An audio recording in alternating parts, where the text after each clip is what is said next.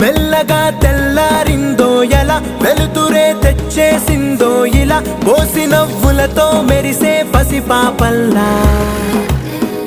చేదతో బావులలో గలగల, చెరువులో బాతుల ఈతల కళ, చేదుగా ఉన్న వేపను నమిలే వేళ. చుట్ట పొగ మంచుల్లో, చుట్టాల పిలుపుల్లో, మాటలే కలిపేస్తూ మనసారా మమతల్ని పండించి అందించు హృదయంలో.